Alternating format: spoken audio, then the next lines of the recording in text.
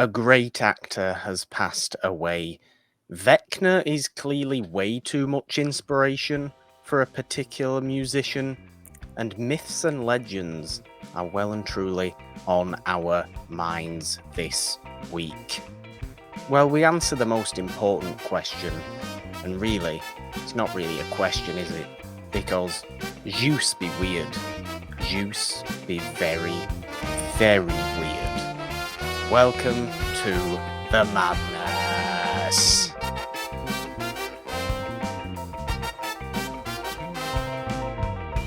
Hello everyone, welcome back to Monday Madness with Morgan and the Machine. Hello the Machine, Zeus be weird, we're gonna get into it. I'm so excited for this week's episode. I think it's just because Morgan. I am the Morgan. I'm very excited. This is something a little bit different, though, that we're kind of mainly focusing on this week's episode. It's kind of crazy, right? Myths and legends. Thor: Love and Thunder's just come out. We have done a live discussion on that at this point. That was yesterday. Don't give all the secrets away, Morgan, for God's sake. But for God's sake, for sure, because that movie definitely has a huge focus on the God aspect of our characters. So that inspired today's show, where we're going to be talking a lot about gods and different myths and legends and things like that. And we'll have a fun little game about how weird, in fact, Zeus is. I'm going to refer to this game as, did Zeus really do that? Yes, which very is similar. What I want to... I think they did a good job of their depiction in Thor: Love and Thunder. Yes, it was definitely, I would say, probably the most accurate depiction of Zeus. All that you hear about Zeus, this one in Thor: Love and Thunder, seems pretty accurate, pretty, as far as the classics scholars would have you be aware of. Zeus is not Laurence Olivier. Zeus is not your lovable Rip Torn from Disney. No. Disney Hercules. No. Zeus is Russell Crowe from Thor: Love and Thunder. Most appropriately, which I just like. But we're getting into all that later. To the orgy. Yeah. Yes. Just because he doesn't like them, you're not invited to this year's orgy. The only downside, not downside, but the only unbelievable thing about all that is the fact that apparently Zeus only has one orgy a year. Right? I thought this was a daily thing for Zeus. I mean, he's surrounded by a bunch of women who are credited as the Zeusettes. Brilliant. And so I find it hard to believe that, yes, one orgy a year. Come on. I don't trust Zeus at all, Jeannine. There are many, many reasons, of which we're obviously going to be talking about later when we play the game of, did Zeus really do that? Yes. Which I'm definitely just going to keep phrasing in exactly that tone, by the way. But there's plenty of stuff that we have to talk about and we want to talk about before that, of course, on this week's episode of Monday Madness, as I alluded to in the intro. A great actor has passed away this past week, Jeannine. That was James Caan, who is kind of most notably been in The Godfather. He was Sonny Corleone in The Godfather. He was Paul in Misery. Mm-hmm. He was in the movie Thief, the movie Brian's Song. He was in Elf, which I hate. Yes. I actually saw like a little clip of him like almost passing on that movie. And despite Elf being kind of pretty grating, he was a great straight man, and kind of seeing actors that you always see as very serious have a little fun and be a little bit silly. That's always a kind of a fun thing. So it is. Because you are right. You like to see these kind of more serious actors have a sense of humor. And he was a very, very serious actor and a very, very good one. Yeah. A very, very good actor. Hollywood's lost a big name this Yeah, past definitely. week. I did see that we also lost Tony Sirico from The Sopranos, Paulie from The Yeah. Sopranos this weekend as well. And then we had, Ray Liotta a few weeks back. So it's Yeah, just Ray like Liotta. all our, favorite mobsters are just, meeting their time. Was Sonny Corleone a favourite mobster? I I can mean, understand a little bit more, kind of Ray Liotta, Goodfellas. Tony Sirico, I think, was in Goodfellas as well, but obviously he's most known for Paulie in The Sopranos. Sopranos, which Yeah. everybody loves him for. Yeah. But James Caan as Sonny Corleone, you almost forget how great he was in that Yeah. in a movie that's entirely great in every sense. His performance, I think his supporting performance can sometimes come under the radar. I think because he's really just in that first movie. He obviously doesn't, Yeah. he dies in that Does first movie, so he doesn't yeah. show up again in part two, which also everybody kind of loves. But he makes an impact Um, for sure. Because I watched those movies for the first time maybe like 2 or 3 years ago and okay. definitely remember his performance in that. So, He's but just, of course, Misery is the standout for me. I think that was maybe the first thing I saw him in. okay. Yeah. Misery's a great movie. Again, it's kind of a movie where you tend to think of, if you think of The Godfather, you think of Brando and Pacino. If you think of Misery, you think of Kathy Bates. But Mhm. if James Caan wasn't giving his great supporting performances in those movies, and don't get me wrong, he was a great leading man as well in some of those other movies that I mentioned before, Yeah. particularly I think Thief. He's really great in. But, those movies would not be anywhere close to being as renowned as they are, as great as they are without Yeah. his presence in them. He was a wonderful, wonderful actor. And, it seemed to be quite social media savvy as well. Yeah, He he had seemed a to come Twitter. out with some fun things sometimes Yeah. on Twitter, which is kind of nice. And the kind of outpouring of love that you've seen Oh, for him as yeah, well. from people, Adam Sandler he's worked with and Barbara Streisand and yeah, everyone, really, Al Pacino. Yeah. Yeah, I think he's leaving 4 children behind, including his actor son, Scott Caan, and I saw Yes. some Who great clips of Scott him Caan. talking about his kids, so Scott Caan is nowhere near as good looking as James Caan was either. I don't think. I think Scott Caan looks weird. I've always thought Scott Caan's face is a bit weird to me, and I don't think he necessarily inherited his father's decent looks from his younger years. I don't for know. poor People's Scott Caan. faces annoy me, You Jeannine, have a sometimes. sensitivity to faces, I yes. do. I do. I can be really put off by someone's face or really drawn in by someone's face. Yes. It's all in the face. It's all in the Apparently. face. Yeah. It really is. It really is.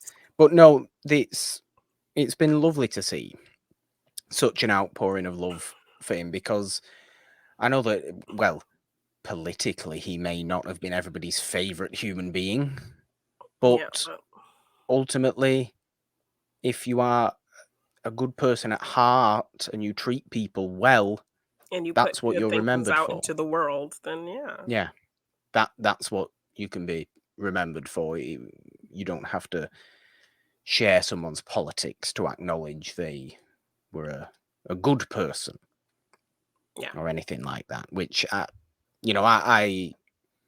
always think we can get too bogged down in, oh, I don't like you.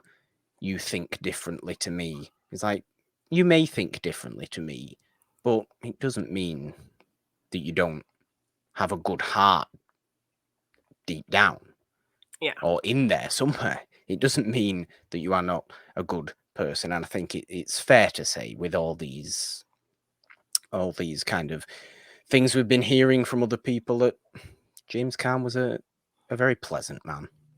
for the most part. Maybe a little bit gruff, maybe a little bit crotchety at times, but a pleasant man and definitely an incredible actor. Actor, for sure.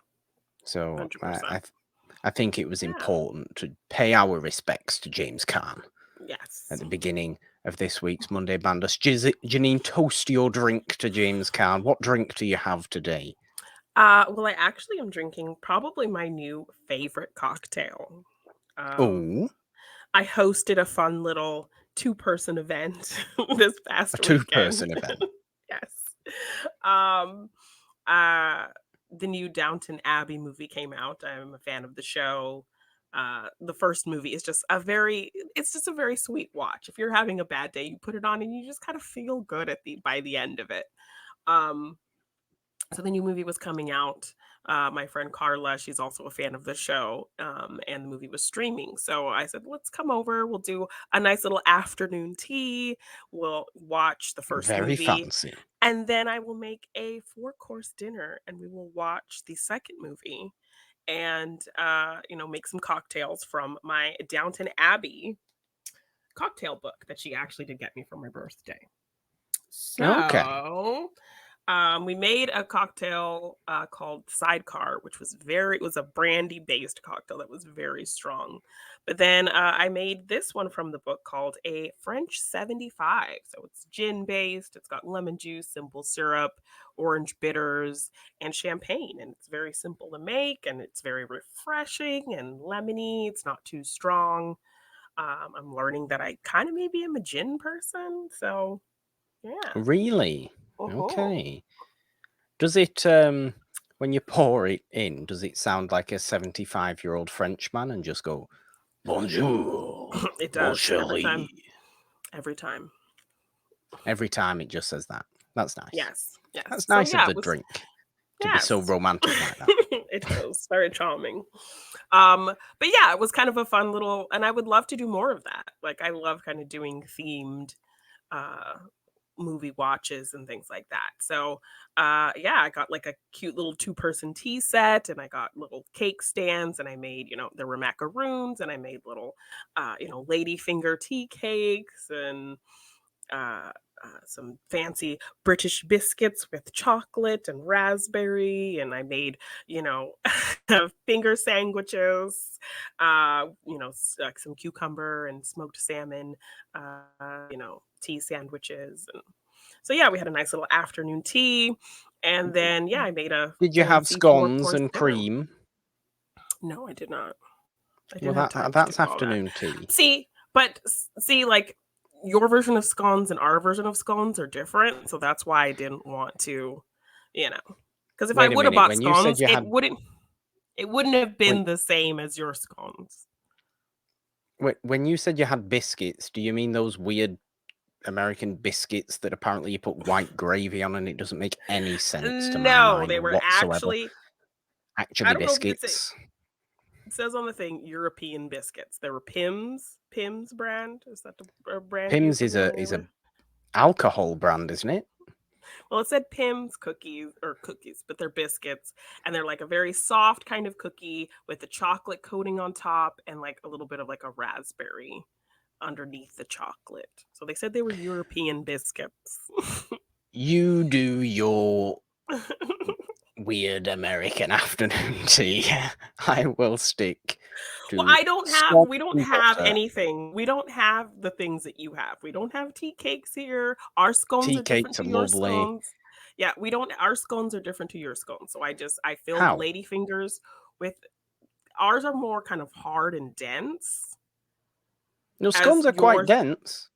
Yours seem to be more like crumbly, like biscuits. Yeah, yours are more like our actual biscuits, the gravy kind of biscuits. Possibly, yes, possibly. So yours but are they more still the have like raisins in.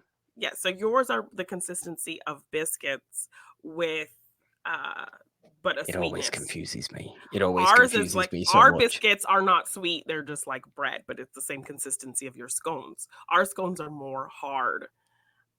They're almost like a cookie kind of consistency.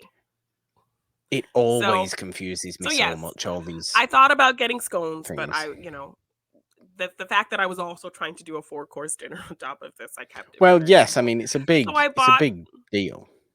so I had this idea to make these like little ladyfinger sandwiches. So I got ladyfingers and I filled them with a lemon curd that I made. And on one side, and then on the other side, I put like a blueberry preserves on the other side and like made these little blueberry lemon little ladyfinger sandwiches. And then I got a bunch of various beautiful colored macaroons and those Pim's cookies. So that was the sweet side. And then the other side were my salmon and cucumber sandwiches. So we had our nice afternoon tea. We did a white tea. It was actually a British brand tea. I actually brought a bunch of those back with me when I came to visit you. So I brewed a Yes, you did. I loose remember leaf. that. Yes. How do you I still own those? That was years ago. No. Well, I bought some loose leaf witter tea. Oh. When I actually made my friend Kevin a tea box of all these different teas from Scott Pilgrim versus the World, I had a loose leaf tea and I packed it really well so it was still fresh. And it was a coconut white truffle tea. So I brewed that, and that was the tea we drank. And yeah, so we watched the I mean, first film and had our little tea, and then you know, 4-course meal. I would like to, on one episode of Monday Madness, actually get my loose leaf tea out that I have and do a teapot and sort it all out. But the fact of the matter is, it's quite hot in Britain at the minute, and hot tea in the evening is not nice to Not have at the no. minute. It's too stuffy. It's not a good look. So it was summer here, so yes, it was warm, but I was committed to the Downton Abbey vibe. So we had a really nice tea, and then yes, I made a 4-course dinner. So I started with like a shrimp course, and then I made a soup, like a spicy cauliflower soup, which I didn't make. I just got from a box, but it was good. But I jazzed it up with my own little garnishments, and then a beet and goat cheese salad. And then the main course was a prosciutto wrapped chicken thigh. So yeah, So fancy. yes, and like the way I presented it, so I really enjoyed that. So I would love to, like, hey, if you want to hire me to do your movie themed, watch party and have like a themed little thing, like that would be fun for me. Because I remember I actually, nobody wanted to watch Mission Impossible with me, so I did a marathon all by myself. I made all this food. I shouldn't They were laugh. themed. I made a themed cocktail. It was like my Black Ops Blackberry Mule. And yeah, just so I love kind of doing stuff like that. So it was quite a bit of work, but just seeing kind of, my friend's reaction to the whole kind of setup of everything, and it would actually felt really nice. So I would love to do more things like that. And that is Discover very, this very delicious nice. cocktail. So Yes. So this is Jeannine getting drunk on this week's episode of Monday Madness. I Of also course, realised, Jeannine, that I madness. did not start. I did not start this What's Up segment by shouting the word sup and was disgusted with Ah. myself, really. But also, I realise now that we did open talking about the passing of James Caan, and it would have felt a little bit To be like, so the tone wouldn't have matched. yeah, that is true. Okay, so The we'll just tone chalk would it up not have to matched. just the sentimentality of the moment. The So somber tone of discussing yes, somebody's death, yes, not the usual crazy silliness of me shouting. yes, So, not that. Not yes. that. Although there was some fairly craziness things happened as well in the past few days that seems Yes. to have gotten a little bit out of Got some control, drama. Got a little bit of an drama. extreme. I think you enlightened me into what was happening here. Who was it? Was it you who also made me realize that Doja Cat was a real person? Yes, you did not know who Doja Cat was. I You thought were very Doja Cat was a confused. cat meme. Yes, and you had heard some of her songs, but you didn't realize that it was that person. I mean, they're all the same person. I get Doja Cat and Dua Lipa and other people like that. Name some other people like that. I will get them mixed up with That's as each other. far as I go, like Megan Thee Stallion and Normani and Who? I haven't got a clue. Chloe But yes, Bailey and I thought at one point, not too long ago, definitely at the start of this year, that Doja Cat was some sort of weird cat meme character, and not a real person who made music. And apparently she does. And then there's that one song that I do like. What was that one song that I do like? Which one? From Doja Kiss Me Cat. More song? Yes, that one. I like that. I like that. That's got a vibe to it, that song, Jeannine. Yes. I With will give it SZA, who sings the chorus to the All the Stars Black Panther song. It's a duet with her. Yes. Fair enough.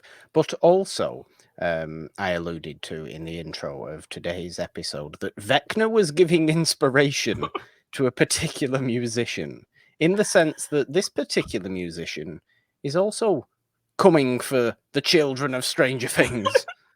Yes. So there was a bit of drama that my friend Tina actually shared with me yesterday, that apparently like Doja was kind of coming for Noah Schnapp, who plays Will Byers on Stranger Things. I know So why. I know why. Yes. It was. Would you like to answer? Doja Cat does not like his haircut.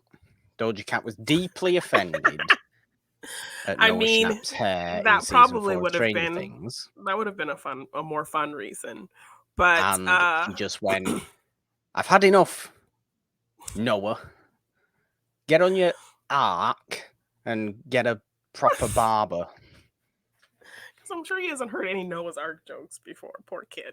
Poor kid's been through enough. Poor kid. I'm sorry, and he may have been, but also, how many times when he was a child do you think Noah Schnapp's like friends or people at his school just would walk behind him going, "The animals came in 2 by 2, hurrah, hurrah"? Only you would do something like that. You're a bully, Morgan. Oh, that's funny. Which some people might say Doja Cat was in this situation. So that's true, actually. But also now I'm just thinking about 2 elephants and following get out Noah of Schnapp Morgan's around. nonsense. So Doja Cat tweeted that Joseph Quinn, who plays Eddie Munson, was fine as shit. Is he though? I don't think he is. Is he? So then, I think he is. I think Joseph Quinn is pretty attractive. In Stranger Things, though? Yes, definitely yes. Well, I mean, I'm not, physically attracted to men, really, so. But you can appreciate beauty. I can, but I don't see this one, to be honest. Okay, well, I don't. Many people do, so you are not on the train. Okay. But I'm on the arc, though. Are you sure you don't have children? Yes. Are you sure you don't have children with these awful dad jokes? Anyway.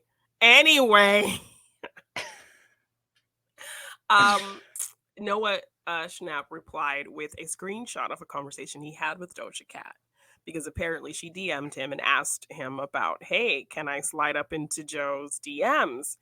And he said, "Yeah, go for it." And she's like, "Oh, I don't see him. Like, should I do, I think, Twitter, Instagram?" I think she asked. And she's like, "I don't see that he has either."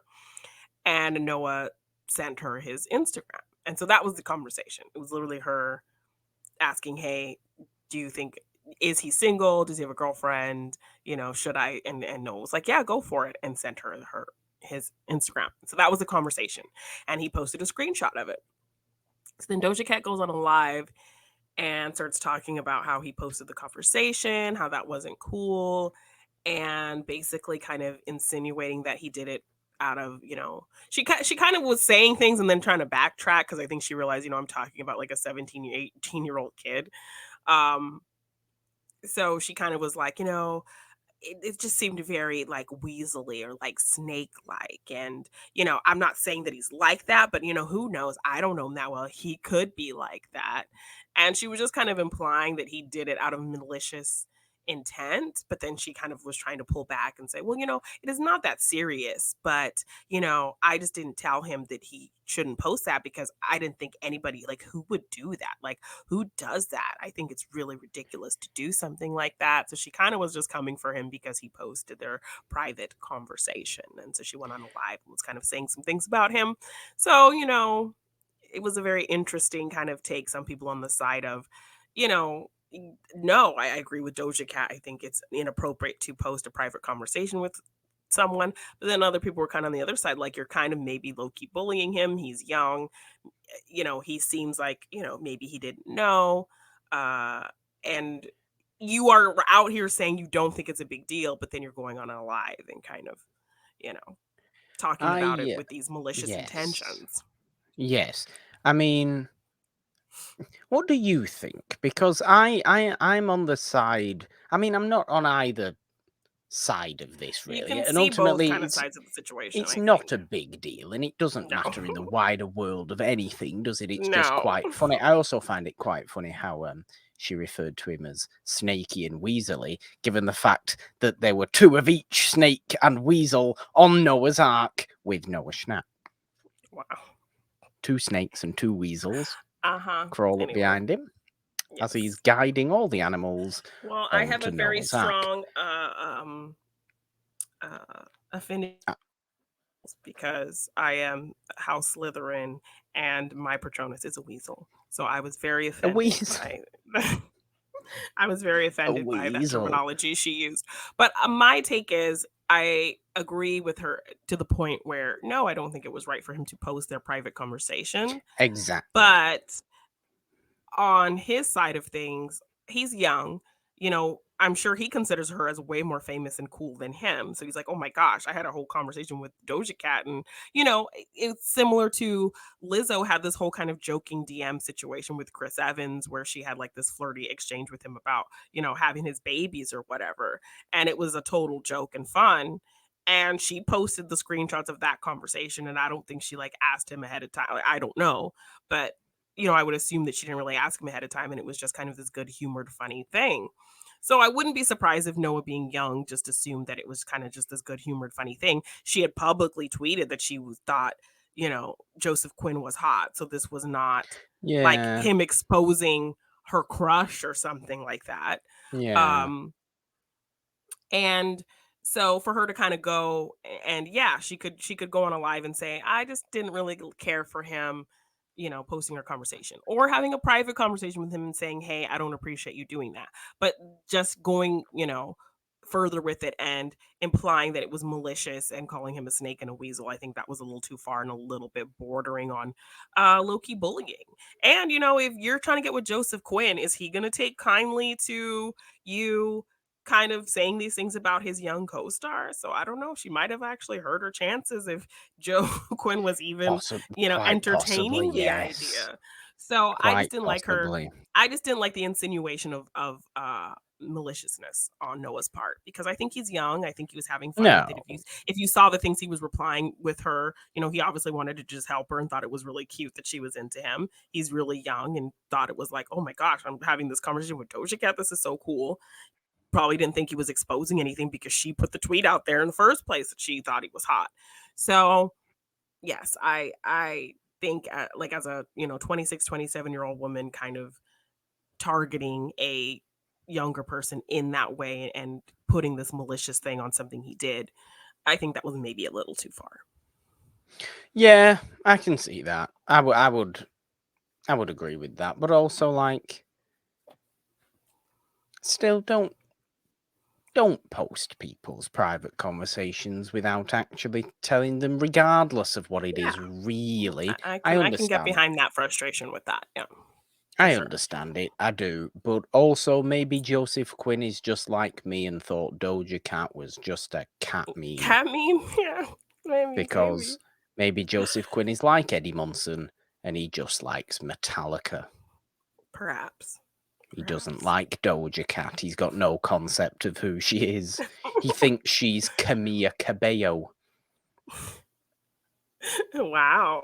who Okay. I Well, all have no idea who it is. That's just a name of a pop singer from I'm these impressed. days. I'm even that impressed that you threw that name out there. Because yes, I'm fairly I don't uneducated as well. couldn't tell you what she sung though. I know Dua Lipa did the Levitating song. I know that. Yes, yes. Um, which I've kind of come to really like her music a lot. But yeah, I'm kind of fairly new to these newer artists because yeah, I don't really listen to new music unless somebody else is playing it and I'm around it, or I hear it in a Yeah, movie, or I hear it in like a commercial. Because I don't listen to the radio. I hate waiting for commercials. I hate having to go, oh, there's a commercial. Let's go find another station that's playing. And I just listen to my own music, music that's already on my exactly. phone, music that I download. So any new music I consume is if I hear it from somebody else. If I'm in a car with someone, I'm like, "Ooh, what's that song?" And I, save it or whatever. So yes, I'm just now kind of familiarizing myself with new artists. And yeah, Doja Cat actually has like a great kind of catalog of music. Like she'll put a single out, and every single she puts out is like a hit. It's like a bop. It's like a good song. So yeah, very talented new artist. I think she kind of blew up. When one of her songs was like big on TikTok when everyone was on TikTok during COVID. Um, So, yeah, uh, there are a lot of people to kind of have to keep up with. So I get it. So yeah, who knows if Joseph knows who she is, and if he didn't, then he knows now, and who knows how he feels about her kind of calling his young co-star a snake and a weasel. So very interesting situation. Yeah, probably isn't going to result in anything Any hot dates? So we'll particularly see. serious for We'll either see. of them, is it Yeah. really? Well, we have had a couple of interesting trailers come out this week as well. I think Yes. one well, strangely enough, both I'm very interested in, but one I will go and see, and one I kind of don't want to go and see on principle, even though the movie itself actually looks really quite good. Yeah. But I think the first one we're going to talk about is The Woman King with Yes. This Viola movie Davis, definitely, I John think, needs more Boyega. hype. Hmm. Yes, very, very interesting because it's a historical epic about a kingdom of Africa before Europe got involved and Yeah. changed the entire continent. And them having to like these women warriors stepping up to defend, against these kind of European invaders. So Movies about movies about the kind of things you don't get to see in movies. Like, yeah. think off the top of your head of another movie about what is essentially pre-colonial Africa. You can't Yeah. really, can you? Yes, I'm sure there's actually movies from specific regions in Africa that are probably on that. And admittedly, my knowledge and consuming of, sub-Saharan African movies is surface level. I've seen about 3 movies, I think all of them from Senegal. Okay. So that it's got no concept on this movie whatsoever. Yeah. But so I have no. That's just a fact of my movie watching experience, and it Well, shows really that I've it's difficult to seek out, or it's difficult to find. It's not difficult to seek out, but it's difficult to find movies on such this subject subject matter. matter. Yes. Which is why we should be kind of celebrating the fact that we're Yes, getting and this being movie coming excited out. about it. This is a big movie with big people in it, Yeah. huge people in it. And it looks really quite cool as well. Yeah. It And looks like, really training interesting. sequences and, this king asking his warriors to, defend and, you know, I'm really just excited for this story because it's not something I was familiar with. Um yeah, and just who's involved. I think Liana Lynch is in it as well. Yes, from the latest Bond, from No Time to Die. Yes, and Lashana Lynch, I think Lashana she's Lynch, called. sorry. But yeah. Yeah, so very, very excited for that, and yeah, I'm excited for people to discover a new story about this time period that's not really highlighted. It's always kind of the enslavement is kind of, that's where we kind of always start these stories at. So the before, the defending Yeah. of homelands and things like that, I don't think is very commonly seen in film. So really Yeah, curious to see, what this all is about. you've seen plenty of movies about Europeans in Africa and their experiences. Yeah. Wherever that may be. This could be in Egypt, in Morocco, in Nigeria, in the Congo, in South Africa, wherever. It's usually Europeans and their experiences. Whether these are still historical movies or not, there are some great historical movies set in Africa, but they're not about the African people. Yeah. This movie is. I think that is it the Dahomey tribe or something like that? Something like that, yeah. And again, this is not an area of expertise for me in the slightest. I don't actually know what region of modern day Africa this ancient kingdom or old kingdom was. Yeah, because yeah, if it's based on a true story, I'm definitely kind of curious to learn more about uh, these people in this group and this area. Yeah, it's just Yeah. it will be a welcome history lesson, if nothing else. Yes. And I hope it gets attention. I hope it actually gets a budget for some decent promotion and word of mouth. And yeah, I hope this movie definitely gets a lot of attention so that people go see it, because I think it's a very intriguing story, very important story. It will help by the people that it does have in it, by its stars. I think they will promote the hell out of it. Yeah. And they obviously have big followings and are big names, and people will see it for them. I will certainly go and see this movie. I'm very, very interested in going and seeing this movie. Something very different on that historic. I like historical movies. I Yes, you do, do. but this is something different, even in that realm. And I'm a fan of that. Yeah. I'm a fan of that. And I look forward to seeing this particular movie as well. Same. The other trailer, though, is for a movie called Amsterdam, which stars many, many, many, many Everybody. people. Yes. And as a movie itself, looks really quite fun, really quite interesting. It looks like it's going to be quite an entertaining Yeah, crime crime, murder, kind of. mystery type movie, and you have kind of Yes. a group of actors that you wouldn't normally put together, um, which Anya is Taylor-Joy's in it, so interesting. obviously I'm just like, yes, okay.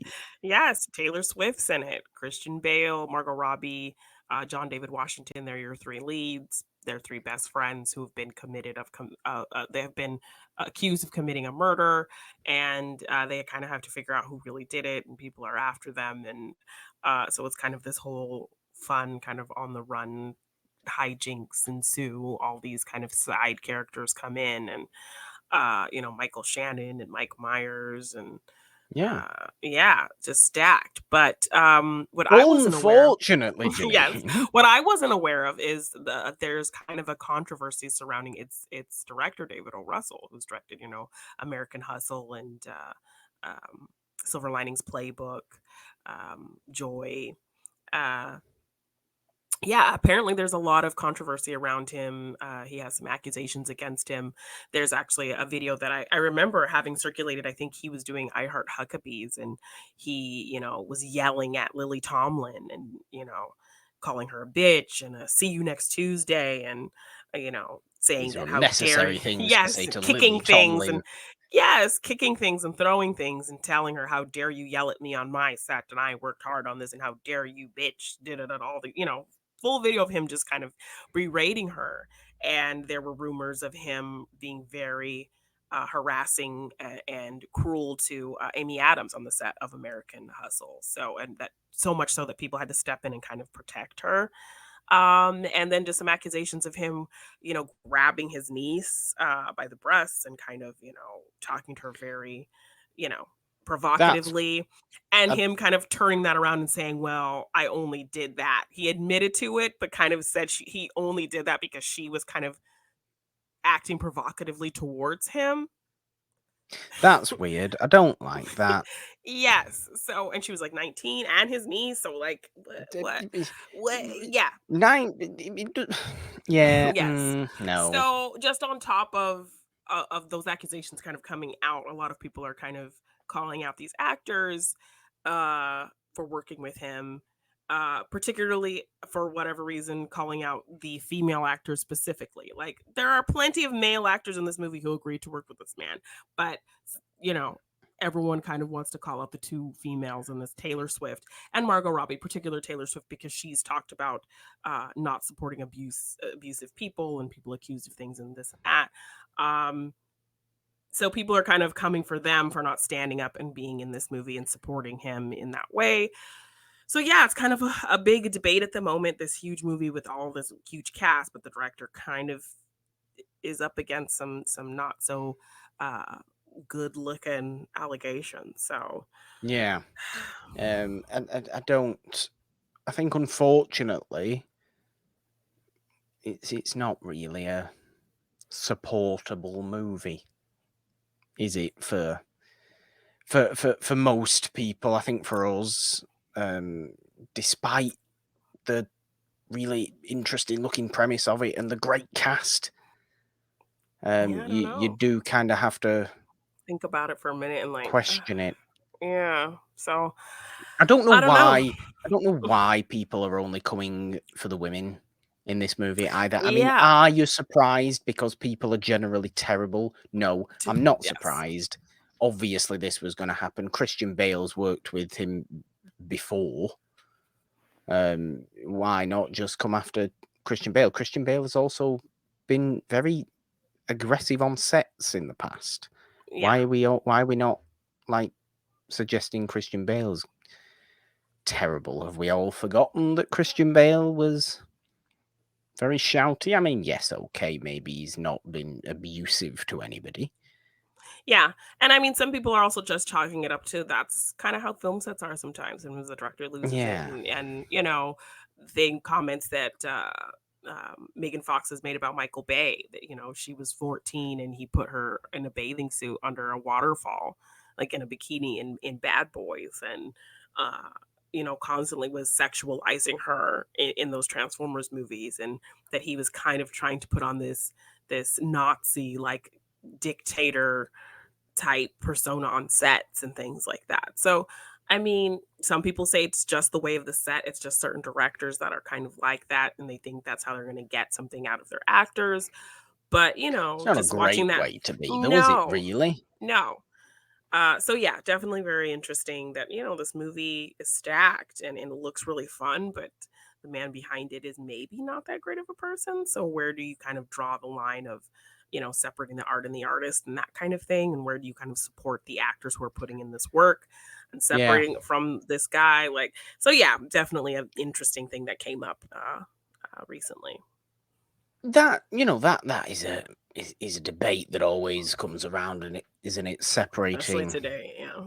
Separating, yeah, art from artists. I think it's something that can come around sometimes on our main show as well, and It's a Wonderful Podcast, because obviously the people in old Hollywood weren't necessarily the best kind of people No, they weren't. to each other, and to producers in particularly were fairly aggressive people. Yeah. You would say, to put it mildly, they got what they wanted and worked to create some great movies, but it didn't work to create a fantastic atmosphere. Yeah. even some directors and some particular actors, you can wildly disagree with the kind of stuff they were into and stuff they were doing and what they believed in, while still acknowledging that they're very, very good at their job and very, very good at what they did and what they brought. Yeah. And I think with obviously what we talk about on the main show, we celebrate old movies and we talk about these kind of difficult topics when the time comes to talk about them, when when we cover movies we definitely that don't shy away require from it. them to be talked about. But I think age actually helps in separating art from artist. I always feel very able to separate art from artist in old movies. I don't tend to in newer movies. For I don't know, John Wayne, for example, is a fairly unlikable figure politically. Yeah. And the very round up all the commies, let's get rid of them kind of person. And I mean, you have to take into consideration that it was a different world then. There were different things that were seen as acceptable. There were things that were just kind of the norm. So now that today we've kind of attempted to break out of those things that were very negative in the past, and we're still seeing negative behavior, that's what kind of calls more attention to it now, because we've had history to learn from, and when you don't kind of take heed of that history and how now that you're aware that these things were hurtful to people, these things drove people to some terrible means and made for some very kind of negative spaces and situations. Now that we have that knowledge, you think it would be kind of okay. Now we have no excuse but to be better. So when you're not better, people notice that. Yes, 100%. This is why we have to learn from the past. And it's in a way of not repeating it, and unfortunately too often the world ends up repeating itself. Yes. So hard to say as of this moment if I will or will not see this movie, because it looks interesting. Exactly. I am a movie fan. I like these actors in this movie. So exactly. when it comes time to watch it, that's a decision that you kind of have, that will be made in your mind, when time comes. So yes, I just wanted to finish my point from before about being able to separate art from artists in older movies, is because I can, for some reason, I think this is just a person-to-person kind of situation. It changes depending on who you are. For some reason, it's very easy for me to do with political differences. Yeah. Even when an actor is like obviously massively racist, an old actor, if they're not being that in the movie, it tends to, I can go, okay, let's just focus in on this what's going on performance, in on this this particular story, movie, on this movie. exactly. And this is what I mean about people like John Wayne. Just because I say John Wayne was a great actor, because I legitimately think John Wayne was a great actor, and apparently John Wayne was also a fairly pleasant man to work with, a very professional man to work with. But obviously he had his beliefs. Yeah. And other people at that time, also had their beliefs, and some were more commonplace beliefs. Yeah. I think even like Jimmy Stewart was pretty conservative in his political beliefs. But do we go around hating Jimmy Stewart for not being absurdly liberal? No, we don't do that, because he's made great movies. So we can separate that way. But in more modern times, for example, I know we even talked about him on a a Morgan hasn't seen. Was it last week's Morgan hasn't seen? On A Time to Kill that Kevin Spacey was in. I can't do it with Kevin Spacey. I can't. I watched that movie because we were doing it for the show, but it's I can't go and watch a Kevin Spacey movie. And there are some Kevin Spacey movies I used to absolutely love. And I can't go and do it. I can't. It's easier for me to watch movies with him when we're supposed to hate him. So, you talked about when we talked about Pixar films in our top ones, you talked about A Bug's Life. He's the villain in that. You're supposed to hate him. He loses. So you can kind of watched A Bug's Life for years, obviously. You can kind of watch it and be like, okay, he's somebody I'm supposed to dislike. And now I can really dislike him even more, but I can't watch something like, A Beautiful Mind or something where he's supposed to be, or not A Beautiful Mind, American Beauty, and follow him as my protagonist anymore. But in something where you're supposed to not like him, I think that helps ease the process of watching someone who has done some deplorable things. Yeah. It's very, and obviously I think there's a scale to these kind of things as well. And it's a situation of like, when everyone was kind of hating certain like YouTube makeup artists for their whole drama, and they're burning their palettes and throwing them away, or burning a person's records or whatever. You already kind of paid for that. You already, own it. So you're not really, it's more of just a statement piece. So it's like the art is out there. I don't think you're doing anything more or less if you're watching something that's already there, or something that you were able to kind of find some enjoyment out of because of other things. Like my comfort movie, one of my comfort movies is Magic Mike XXL. Am I going to stop watching that movie because Amber Heard is in it and I feel a certain way about how she portrays herself, in life?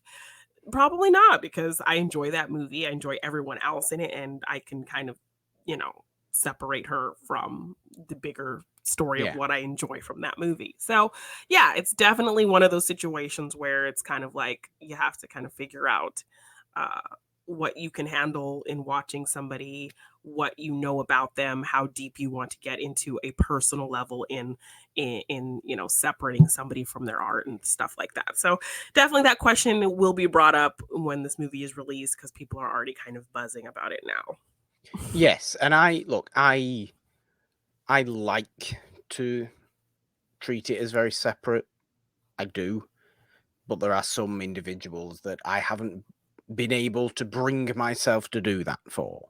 But like I said, it's a scale of this is what I mean. Political differences doesn't bother me because, I'd never watch a Schwarzenegger movie or something like that, which just feels a little bit strange. I love Schwartz and I like Schwarzenegger movies. They're stupid, they're fun. Yeah. Just because he may believe different things to me, but it closes you off to so many things. But there is a scale. There is a scale of varying, situations and acts done by certain people in the industry that you kind of have to decide whether, I mean, for God's sake, look at me, Harry Potter and Rowling. Yeah, I mean, all the Potter fans are just acting like she just does not exist. Exactly. And this is what we have to do. What she created was so great and immersive and something that everyone loves, but the person behind it is just not a great person. So, and it's all down to the individual's opinion and the individual's way of dealing with it and reconciling it, perhaps. Yeah, it's so yeah. When it comes to a slippery slope, a slippery slope, and always a difficult subject to kind of talk about because it completely changes depending on who you are and who the person you're talking about is. Yeah. Because nobody is the exact same in any sense. There is a scale of It's crazy. Yeah. But I think that discussion went somewhere that maybe it should have gone to. Maybe it should have gone to. Yeah. But maybe we didn't envision, Jeannine? Because I think we have to get into our main discussion for this week's episode of Monday Madness, because like I said before, we are focusing now for the remainder of the show, myths and legends, in honor of Thor, Love and Thunder, really. Yes. It has to be said. Jeannine, it's our Let's Talk segment. We have each come up, well, not come up, we have each chosen 3 world myths that we particularly enjoy, that we want to talk a little bit about. We want to reiterate them, and we want to, I suppose, celebrate the myths of the world, because ancient storytelling, really interesting stories, is wonderful and full of moral tales, craziness, and I always find mythology very, very interesting. I am not an expert on any realm of mythology at all. I am painfully surface level when it comes to most mythology, but I do like to learn about it. I really, really do like to learn about it. I like to know more about it. It's why I like watching historical movies. I am a big fan of learning about history. And myths and legends are a massive part of the world's history and the world's narrative and storytelling history. And obviously, Jeannine, we are fans of narrative and storytelling. We are, yes. So, I think we each have 3. Yes. Would you like to start us off with one of your myths? Sure. So all of mine are Greek myths. I remember being very into Greek mythology when I was younger. There was this big, beautiful blue, like sky printed book that me and my brother would check out from the library all the time because it had this beautiful illustrations of Greek stories. And we would, really be intrigued about the characters and kind of just how crazy things, would end up, and these twists and these tales and the violence and just like the kind of fantastical things that they would use to explain things that exist in our real world, and like how stars were formed, and just these kind of fantastical stories to explain things that exist in our world. So I remember being obsessed with this book, checking it out all the time, loving all the illustrations and the pictures, and really being into Greek mythology. So when Disney's Hercules came out, that became like my favorite Disney movie. Obviously, some inaccuracies there, but just kind of a fun little bit. Yes. So a family-friendly take on some very kind of twisted elements. And then I Used to be weird, Jeannine. It used to be very weird. But I do remember in school, I think it was maybe like a literature, like an English class in high school or junior high, where we were learning about Antigone. And so in talking about Antigone, we were focusing on her and reading, I think, a book about her, about that character. But in learning about Antigone, we had to go back and talk about Oedipus. So when hearing this kind of twisted Oedipus story, I was very, very intrigued just in how it was a really interesting depiction of how fate works. If you didn't understand the concept of fate, this was definitely a very intriguing story to explain that and make you understand it. So I think that was kind of my first understanding of what fate meant. So I always found that as to be a very interesting story. And then kind of in later life, how fate can cause you to do really weird things. Effed up things. And just kind of becoming older and learning about it being this whole kind of psychological kind of definition, having an Oedipal complex and all of that. So, well, Jeannine, for those who are not aware, Oedipus and his goings on include what exactly? Killing his father and marrying his mother. So it actually kind of starts off a little bit like a Snow White story. So I'm always kind of curious to think, I wonder how that maybe played into the creation of Snow White story, because you have your queen who is foretold that someone will kind of usurp her. So in the Oedipus story, this king is told that his son will grow up to murder him and marry his wife. So he has a child and he gives that child to a servant and has the servant take the child away to dispose of him, similar to Snow White. This girl's going to usurp me, hunt her, take her away and kill her and bring me her heart in a box and all of these things, right? Let's just say right now that an awful lot of ancient myths and legends start with a prophecy. No, someone's going to usurp my throne. Somebody's going to kill me. My child is going to kill me. Several stories. I have to do something. Someone's going to take my throne away from me. Exactly. And that is more important to me than anything else. So I'm going to have my baby sent away, have a hole put through his foot and put a string through it and hang this child from a tree. So they nailed a hole through Oedipus's foot and the guy was supposed to tie him from a tree, but he couldn't do it. So he sees a farmer, a shepherd, passing by and gives the baby to the shepherd to take care of him. So the shepherd was raising the child, but he doesn't have the means to care for this child. So he decides to give it to the king of his village to take care of, because obviously the king has the means to care for a child. The king and queen did not have any children of their own, so they adopted this child, raised him as Oedipus, and he is the future king of this kingdom. They're having a big drunken party, and a drunk person comes and says, "Oh, how dare you think you can be our future king when you're an outsider?" And he questions his father, what is this guy talking about? His father's doesn't want to tell him the truth and says, "Oh, he's just a drunk." So then he hears, of this tale that, he is prophesized to eventually kill his father and marry his mother.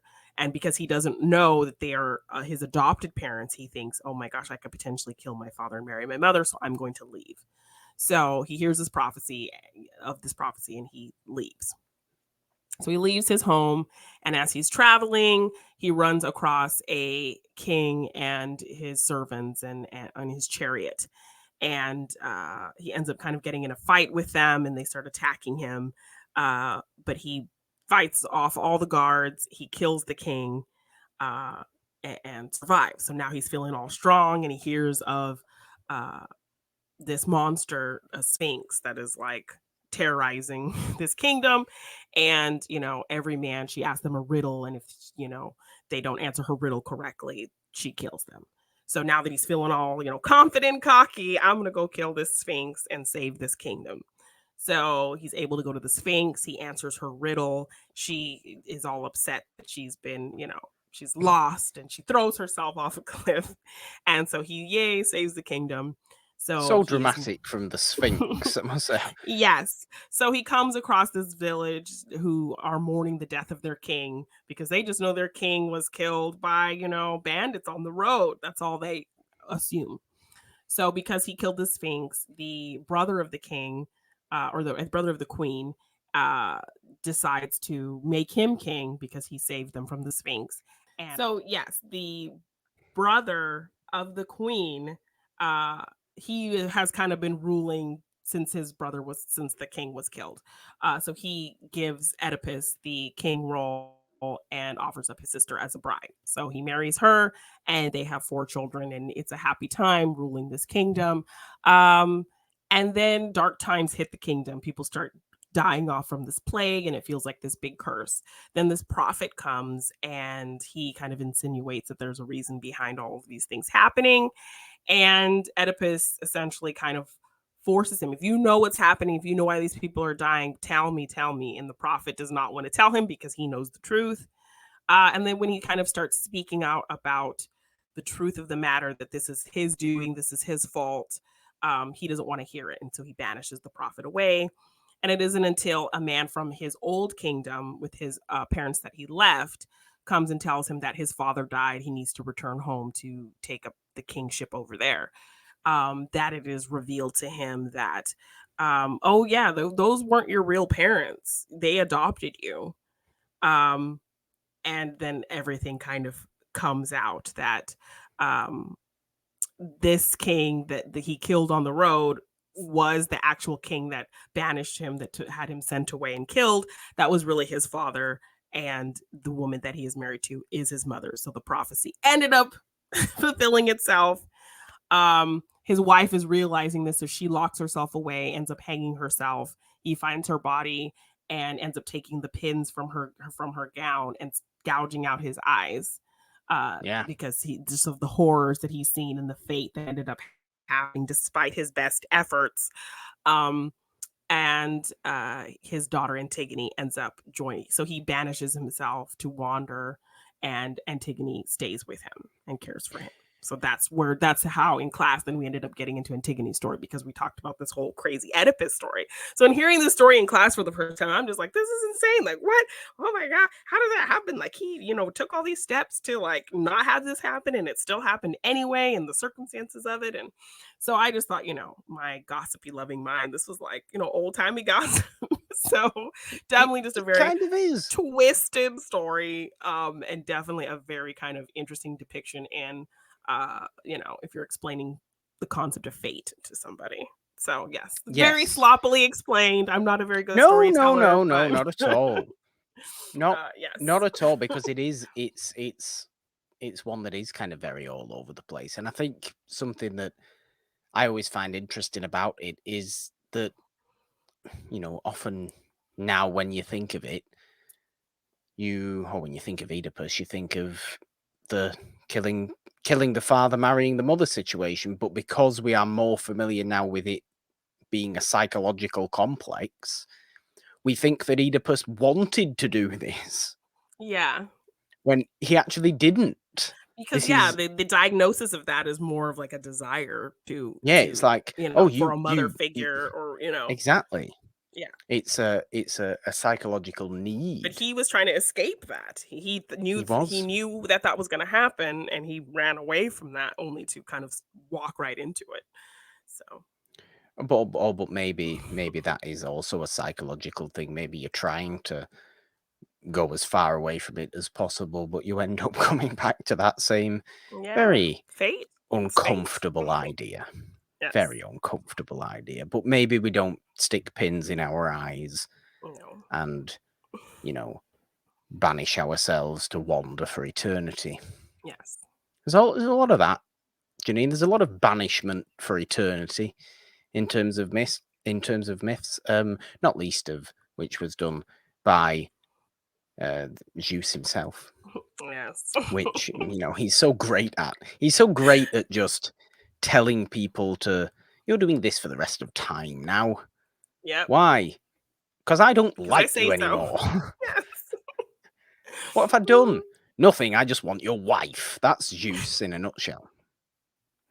Essentially, which your wife is attractive. Please, very crazy things. Go away. Yes, so I can have my way with her. In a form of various animals.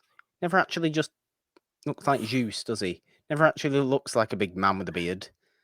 Always looks like some sort of weird creature. No. Dude even became a cloud to rape somebody. Just saying.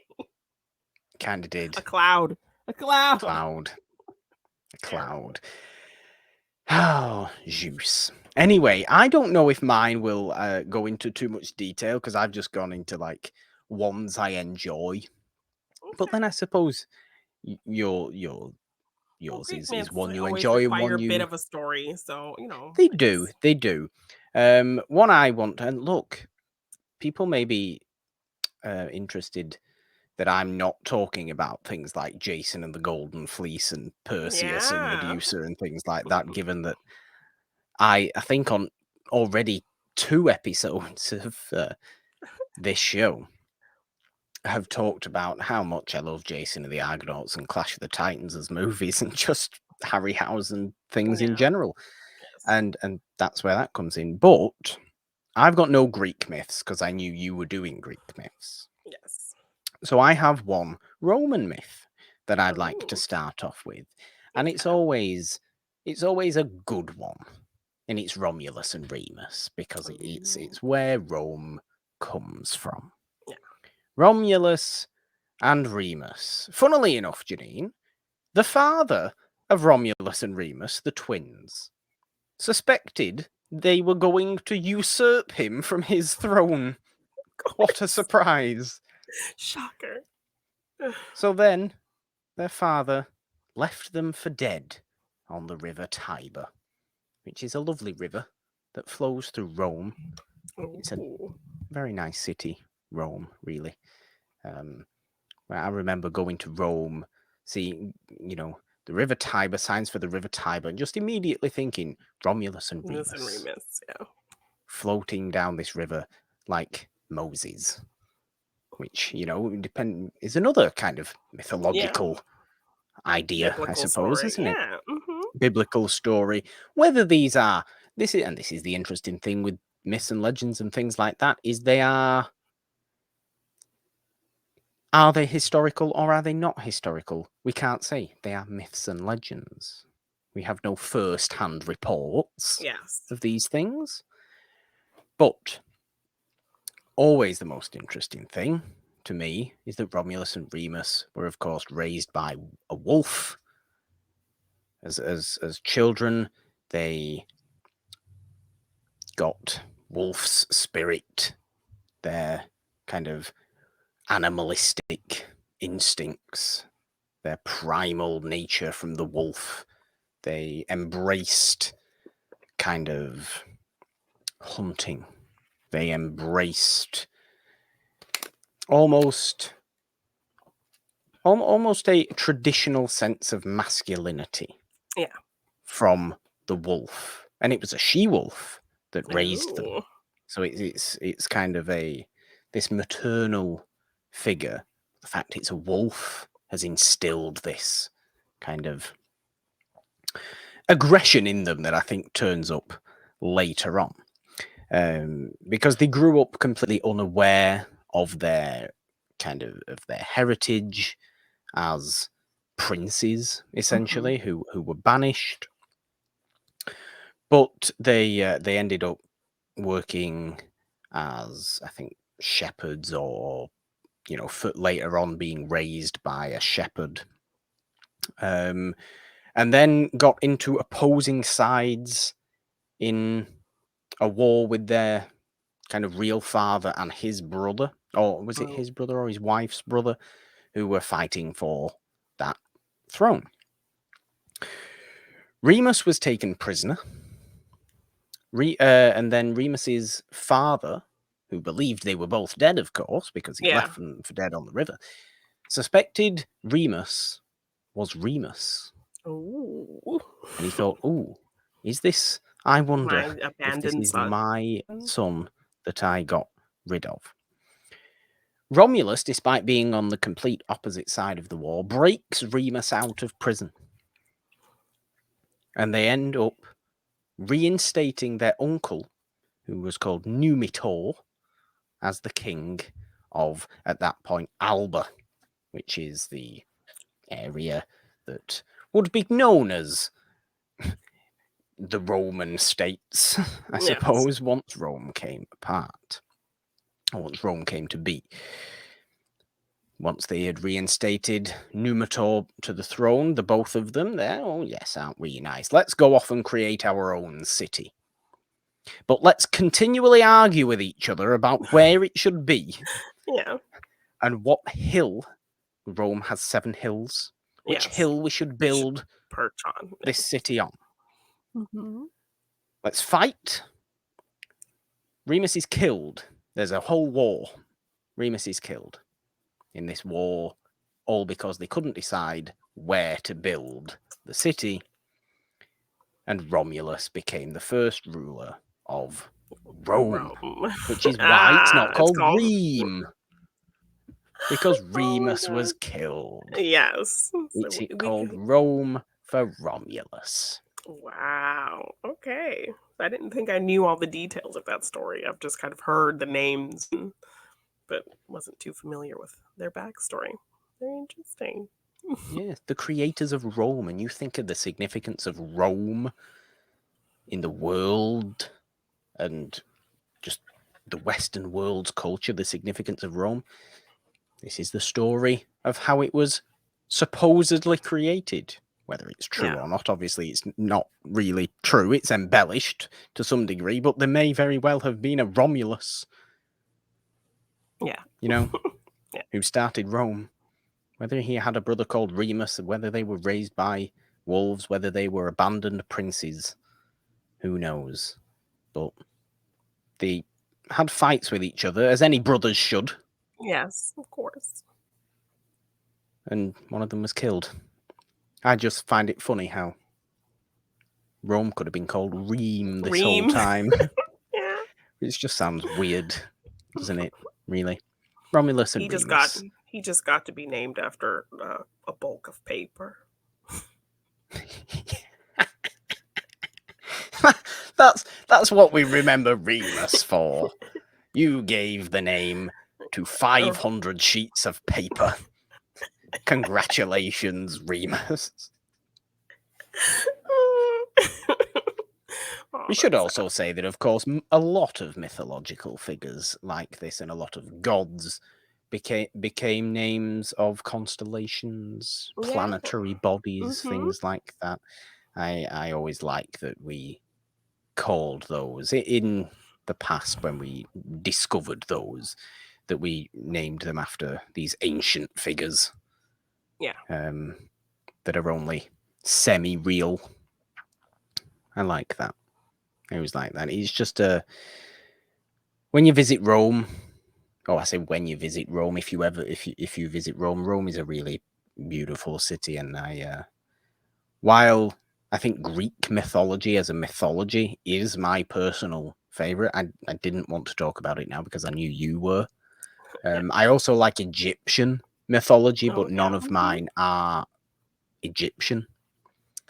There's just a lot of different, stories out there. So there is, because you could go for ancient China, ancient Persia. Yeah.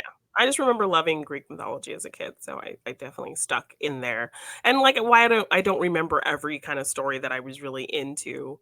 There, in kind of just looking up new stories now for this episode, I was remembering things that I remember, like, oh yeah, I loved that story. I thought it was really interesting, and yeah. So I don't remember ever seeing a good Romulus and Remus movie, though.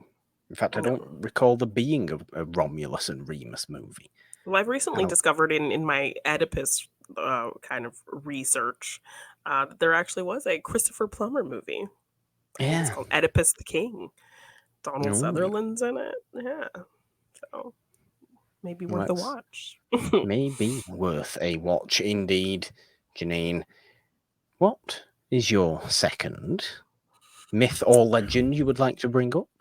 Well, we've all heard of the face that launched 1,000 ships, which I believe was a line written by, I think it wasn't this guy, the guy that was like Shakespeare's rival, Christopher Marlowe. Is that him? Christopher Marlowe was Shakespeare's, or Shakespeare's peer, shall we just say. Okay.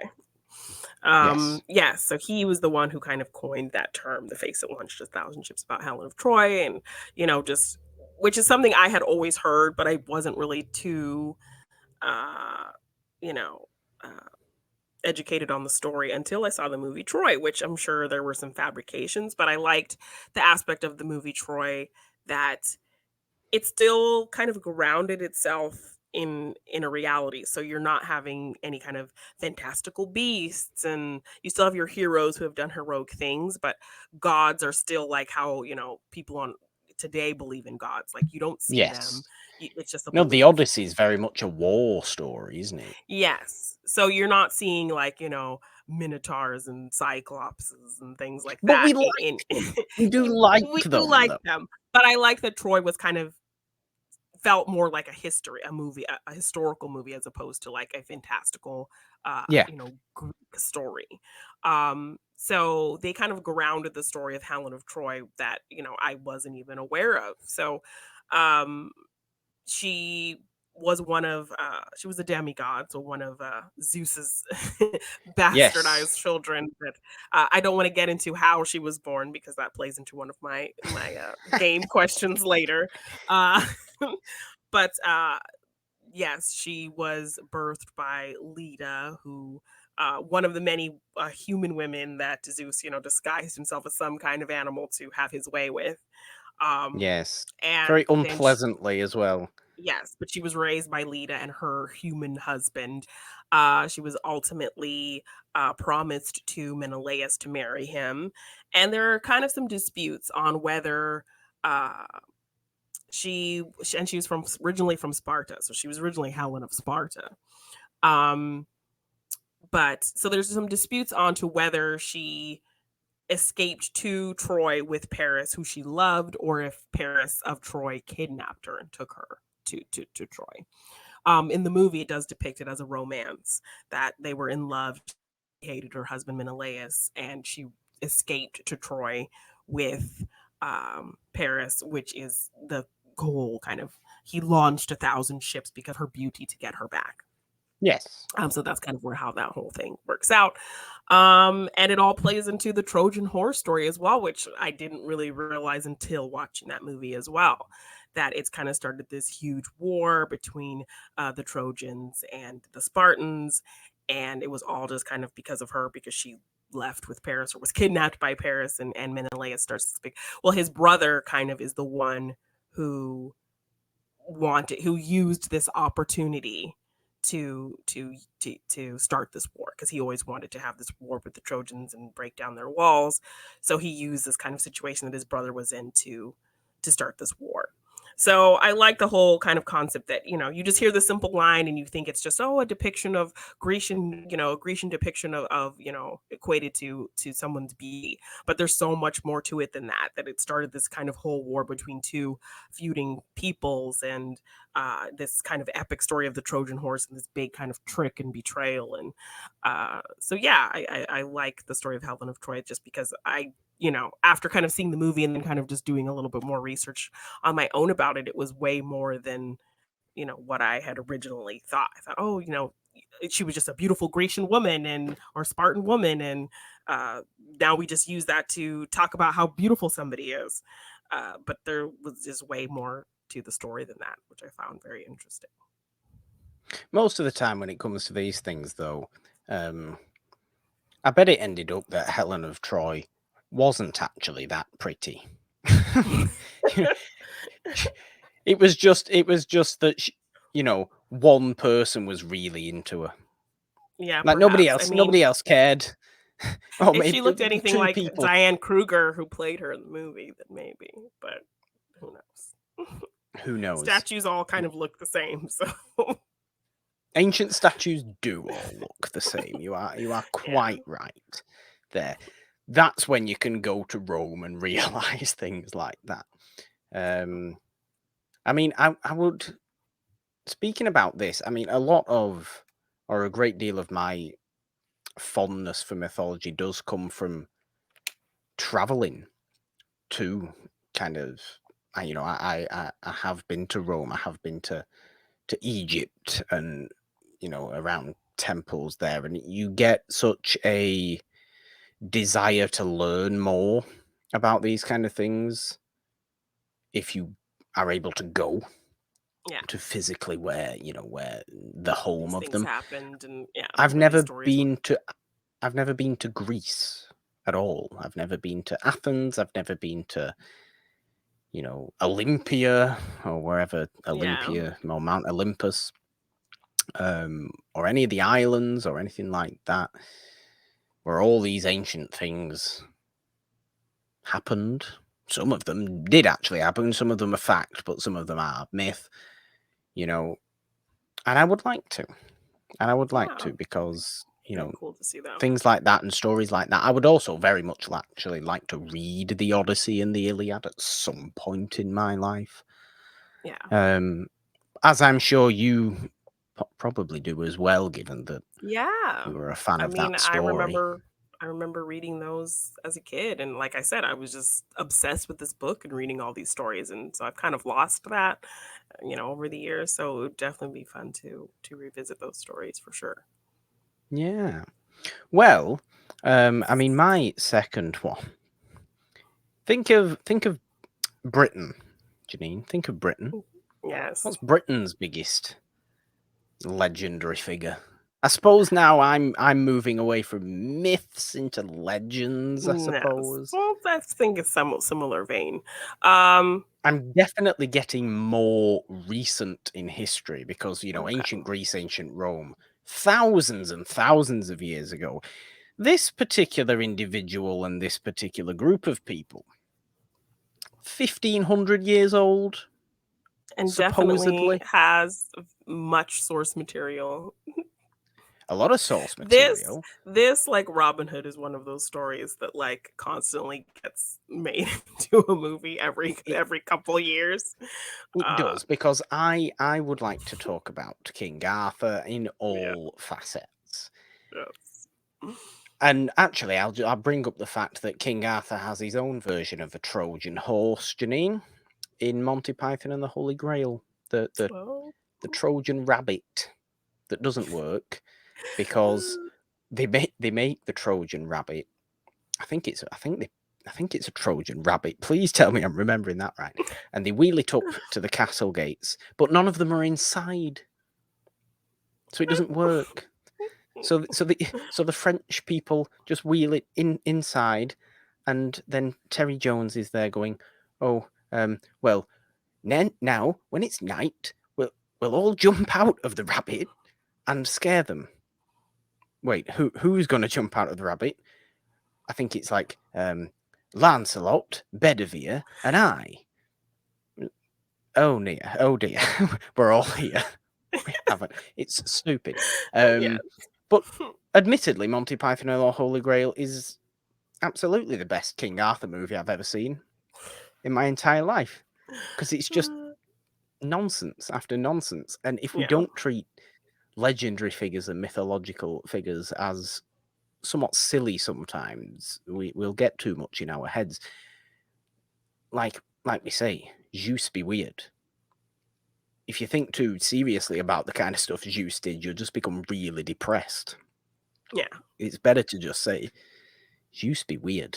And King Arthur likely be weird, like Monty Python and the Holy Grail, which is just a lovely Arthurian story, because the Holy Grail is an Arthurian story. The Yeah. quest for the Holy Grail is an Arthurian story. That is Knights of the Round Table is an Arthurian story, and an interesting one, a really Yeah. interesting one. And I suppose they are less moral tales as much as they are almost adventure stories. They're very And much like more. brotherhood kind of stories, and stories about a king really believing in equality with the whole kind of thing of the round table. There's no Yeah, head of the table. I love that's kind of like my favorite thing about King Arthur is just,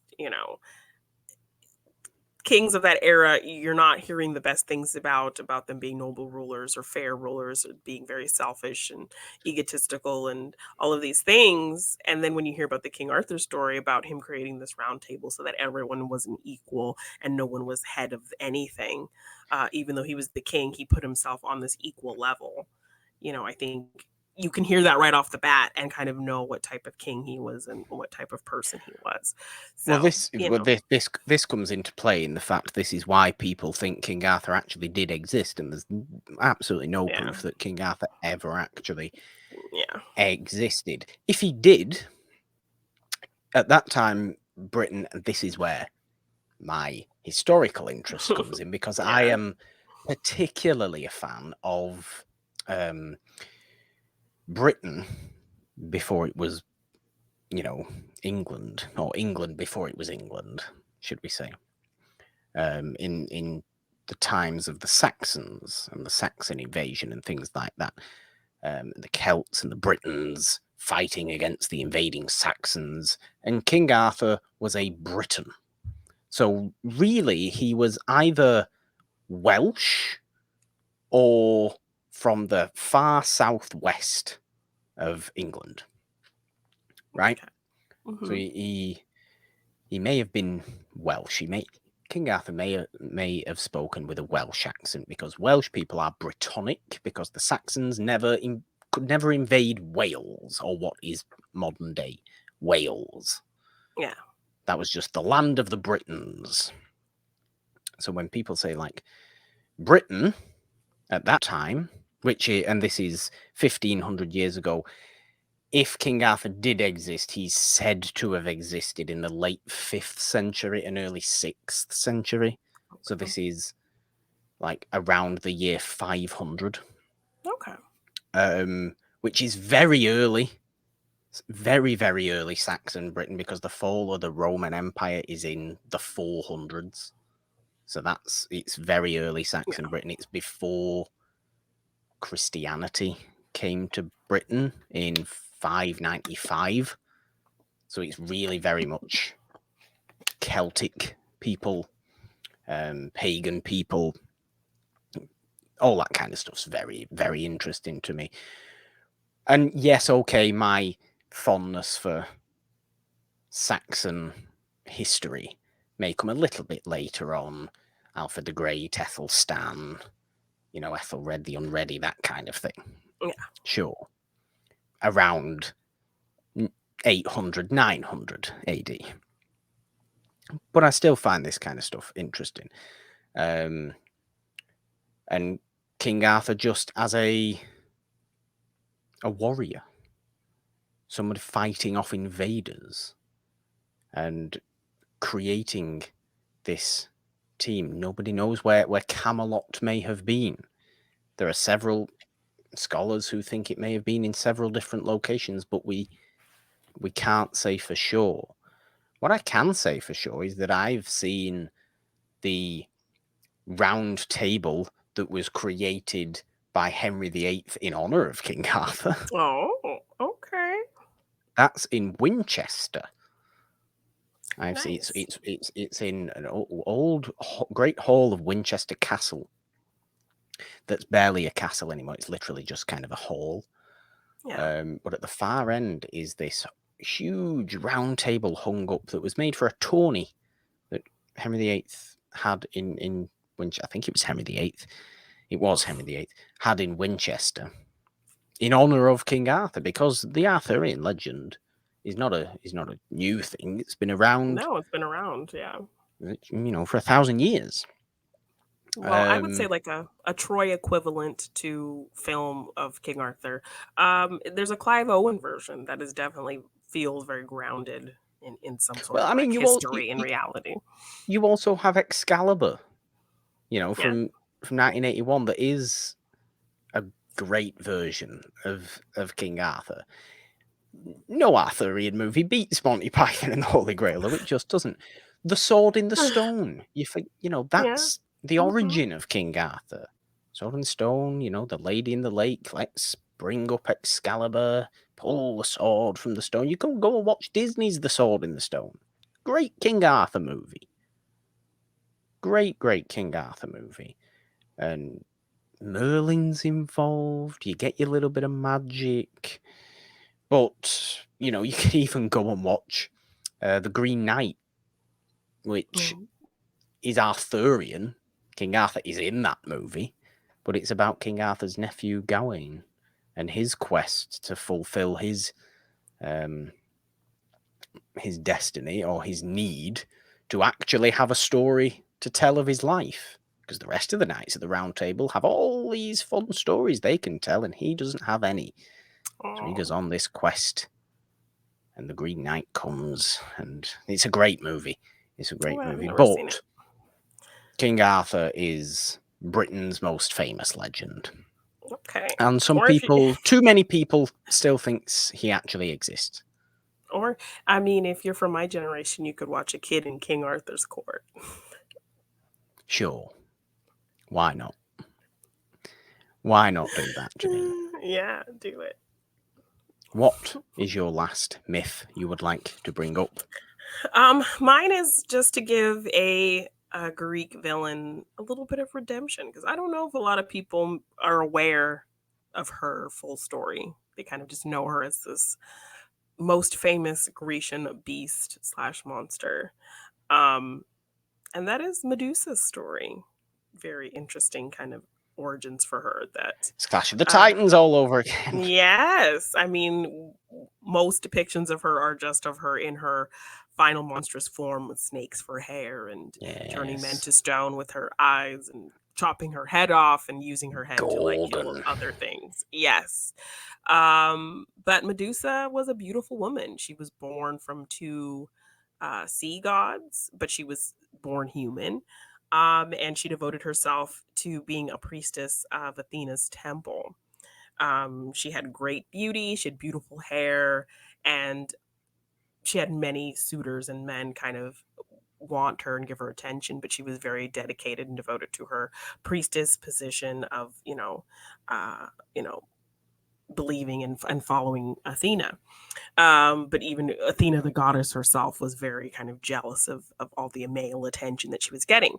And she chose not to, put herself out there for any men because she had to stay pure in order to have this priestess position.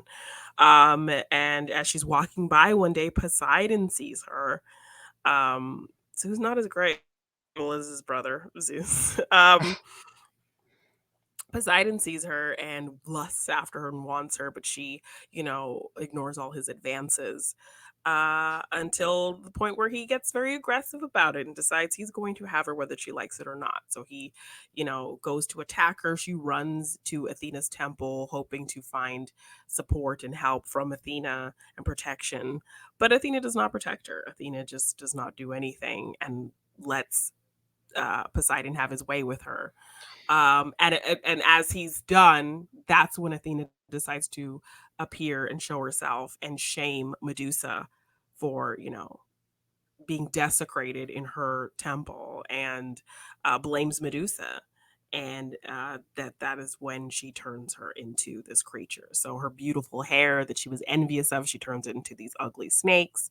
And a man who looks upon her now will turn to stone. And she is now just this evil monster who kills every man in her wake. And that's when I believe what Perseus is that who vanquishes her? Yes. Yes. Perseus with the mirror shield. So he gets help from the gods to kill Medusa, and with his little tools that he is given by the gods, he is able to defeat her. And she was pregnant with Poseidon's child, pregnant with Pegasus.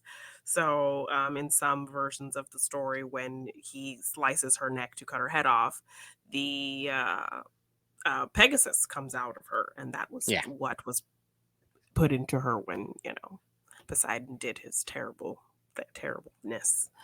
So the story of Medusa is basically she was kind and beautiful and devoted to her faith, and because she was so beautiful and because she was so lusted after, Athena couldn't handle it and punished her and shamed her and cursed her because of her own jealousy.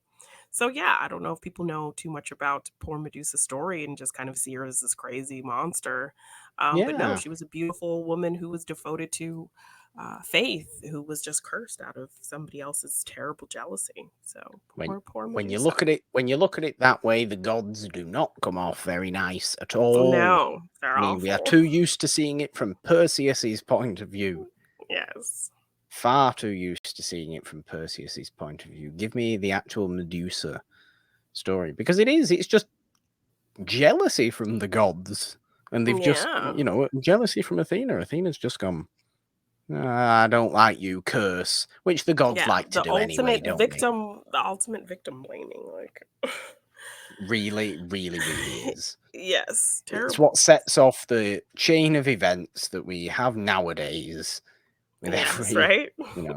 It really is. So you can blame Athena. Yes. Blame Athena. Blame the Greek gods for a great many of the world's ills. It should have to be said, and their curses and things like that. So hopefully bring a little redemption to this character who's long since been seen as a monster. So poor Medusa. Well, the last legend I want to talk about will not take a great deal of time, Jeannine, because it's quite a fun one and just one that I kind of like, and it is in relation to the Giant's Causeway, which can be found in the north of Northern Ireland, which is I suppose, a rock formation with all these like hexagonal basalt pillars that are similarly found in the southwest of Scotland. And legend has it, Jeannine, that an Irish giant called Finn McCool, to use his anglicised name because I can't pronounce Gaelic words, he was challenged to a fight by a Scottish giant called Benandonna. It's basically, this is why it's called the Giant's Causeway. This causeway was created so the two giants could meet and fight. They built this rock kind of causeway, arena. a rock road that connected Northern Ireland to Scotland so they could meet and have fight. this fight. Oh, wow. Okay. But Finn got a little bit nervous. He started to hide when he realised that Benandonna was absolutely massive, was far larger than him. So he got a little bit worried, and he went and hid away. But Finn's wife disguised him as a baby and took him to Benandonna.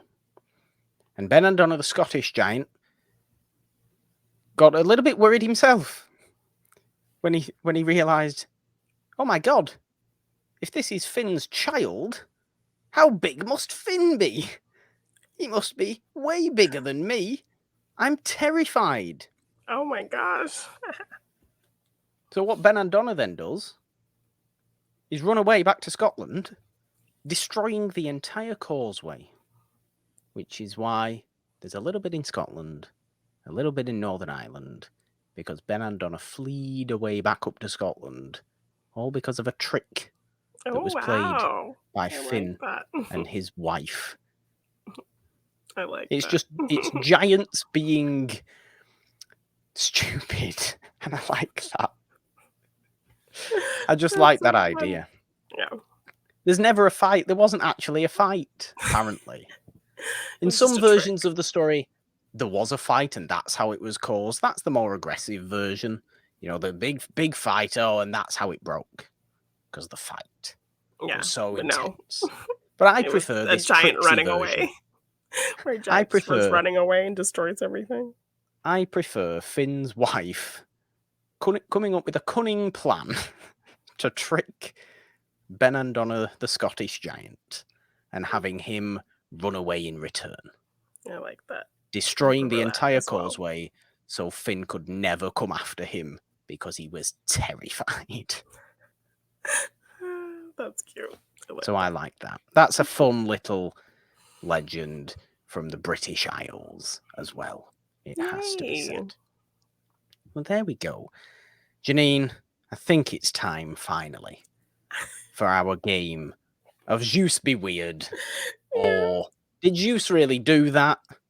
Or let's think of all these really ridiculous things that Zeus supposedly did. Because Zeus, as we all know, is the craziest of all gods.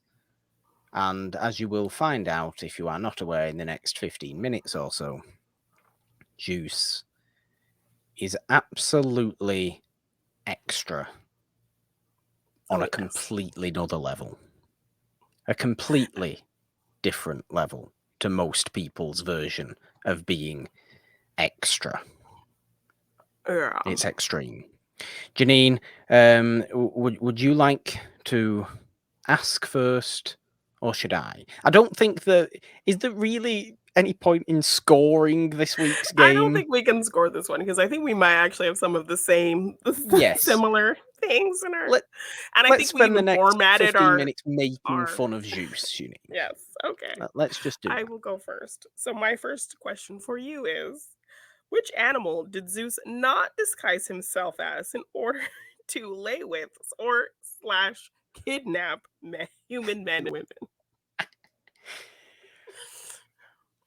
Which a snake, B, a swan, C, a goat, or D, an eagle? Oh. I'm gonna say a goat, actually, because I think I know where goats turn up in Juice's life. That is correct.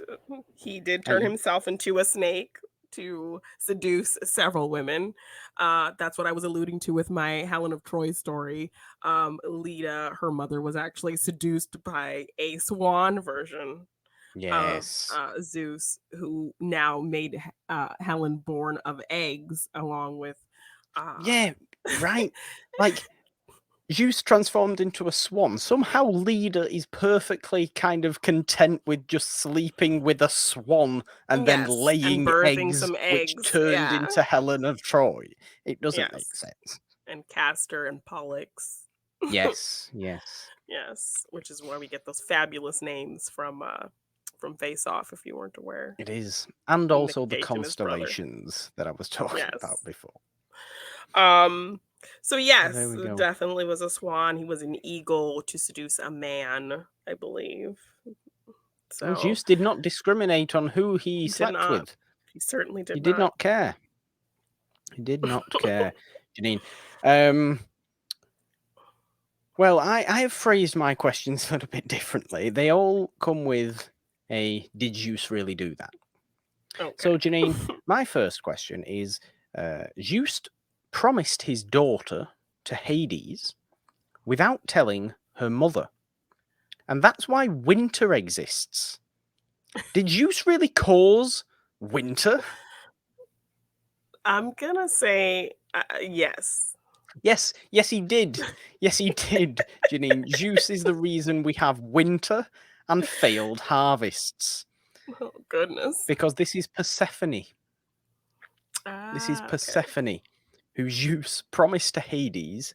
Hades then kidnapped Hera, who I think is it Hera or is it Demeter or Demeter, however you pronounce it. Who is they're both Zeus's sisters. He also married them both. It's very confusing. Yeah. I think it's Demeter actually, who was not aware that her daughter was promised to his brother Hades. When Hades kidnapped her, she got very angry and literally caused winter to start happening in the world. So Zeus caused winter. Yes. Okay. My second question. Which relative did Zeus not turn into a lover? So A, his sister, B, his niece, or C, his granddaughter? Ooh.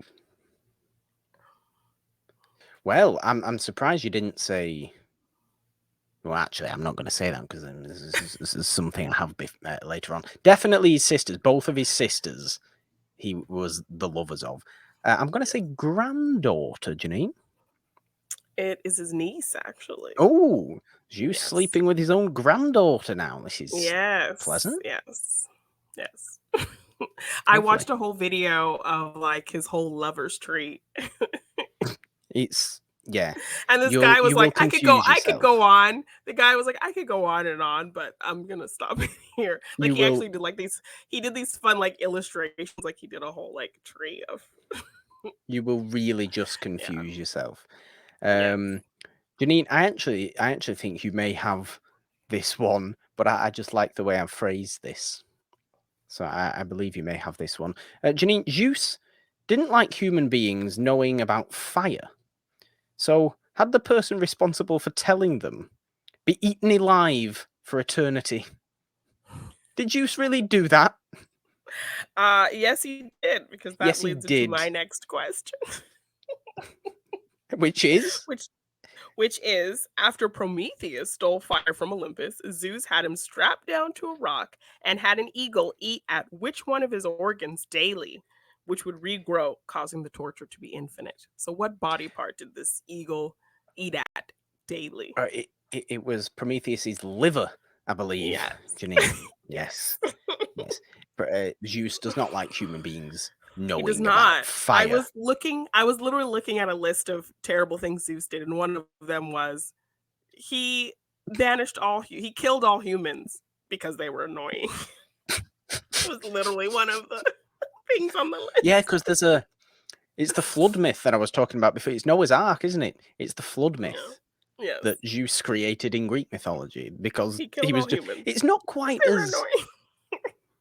It's not got quite as meaning as much as the Christian one has. At least, like, isn't the Christian one to do with purging the world of sin and all this sort of God purging the world of sin, starting over? But Zeus is just like, they're annoying. They were annoying. Kill them all. Yes. Literally, that was what it said on the list. Got rid of all humanity because they were annoying. Jeannine, I've got another one here, which is Zeus had sex with human women while pretending to be a cloud and rain, but got really mad when other people did that. Was Zeus really that much of a hypocrite, Jeannine? I would say yes. Yes, he was. He did not like Hera doing that, Jeannine. He did not like his wife doing that. His wife/sister doing that. His wife/sister, he did not like it when Hera would transform herself into a cloud and seduce people. Funnily enough, they were killed. They were killed by Zeus. But he could do it. It was fine. But he could do it. Yes. That was fine, yeah. Zeus is also a massive hypocrite. Yes, even in ruling, like she was his queen, but he would ask for other gods for advisement on ruling on issues and things instead of asking his queen. Yeah, terrible. Question 4. Why did Zeus transform his first wife into a fly? So his wife before Hera. Ooh, I actually think I know this. Okay. Which I think you'll get in as soon as you hear, because we talked a lot about this. So he could be rid of her in order to marry Hera. She betrayed him by laying with one of his Titan uncles. Or it was prophesied that his children with her would kill him. It's definitely the last one. It's definitely the last one. Yes, it is definitely that one. And so he turned her into a fly and ate her, but she was already pregnant with a child who she armored, and that child broke through his brain, broke through his head, his skull, and that was Athena. She broke out of his head with her armor, fully armored, fully grown, and that was how Athena was born. Okay, I like it. Jeannine, Zeus, true or false? Zeus really was not into the idea of cannibalism. Ooh.